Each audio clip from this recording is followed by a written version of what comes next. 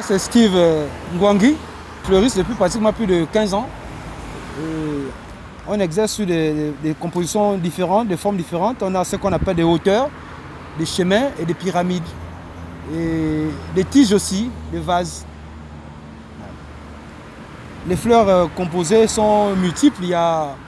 On peut en citer une dizaine, une quinzaine même de fleurs, comme les roses de porcelaine, les becs de perroquet, les catassias, les zébris, les bananas, les alpinias, composés, des fourragères, des papyrus.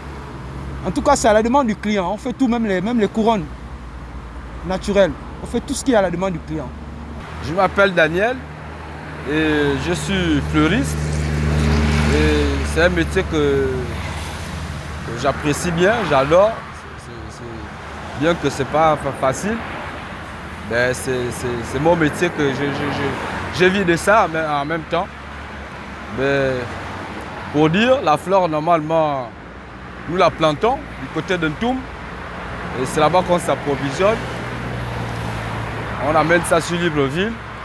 Une difficulté peut-être au niveau des transports, les voitures en commun. Et puis, il n'y a pas vraiment de la place. Des fois, on nous tasse avec les marchandises, les fleurs plein d'un coup. Mais sinon, à part ça, le transport aussi qui s'est élevé avec la maladie, tout ça. Pour parler de la fleur, on vit de ça. On vit de ça. C'est le travail qu'on fait. Ça fait un bon bout de temps que nous sommes là-dedans. C'est ce qui nous nourrit.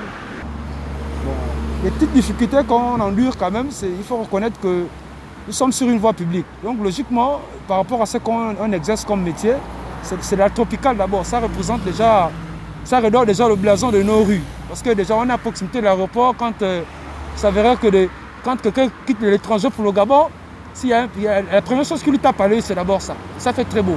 Mais malheureusement, c'est triste de constater que nous, déjà personnellement, nous ne sommes pas permis de pouvoir s'investir pour un hangar parce que déjà, c'est pas faisable. La logique voudrait que c'est l'État qui nous prenne en compte. Puisqu'on voit, les diplomates arrivent, ça filme, machin. Mais apparemment, quand on va commencer peut-être à monter un hangar, on va nous dire, mais qui vous a permis et tout ça, etc. etc. Moi, j'aurais pensé quand même que c'était à l'État de penser à nous quand il pleut, par exemple. On n'a pas d'abri. On est obligé de disparaître, aller se cacher. Tout simplement, ce n'est pas qu'il nous manque de petits moyens, de cotisations.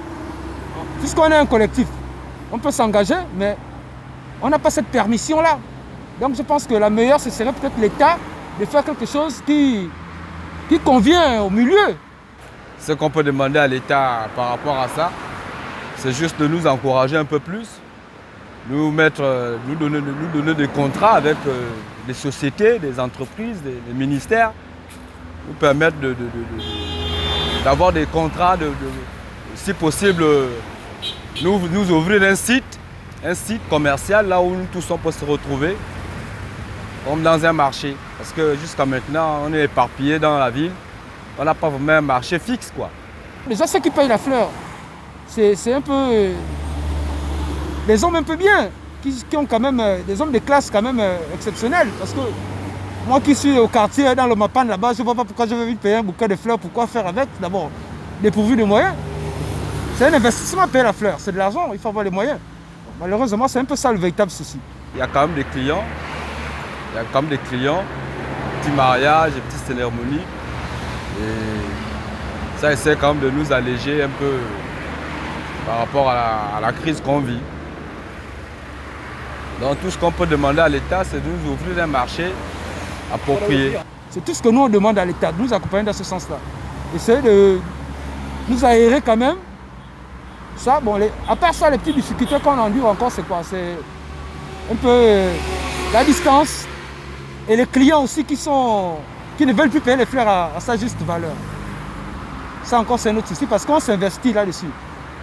Il faut payer la mousse, les assiettes, le scotch, sans compter les fleurs qu'on va chercher très loin, après des 60 km de Libreville, dans la zone de Kougoulé par exemple, parce que c'est là-bas où il y a plus de planteurs de fleurs.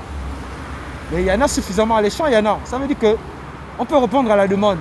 Mais malheureusement, les conditions ne sont pas comme on veut. C'est un peu ça.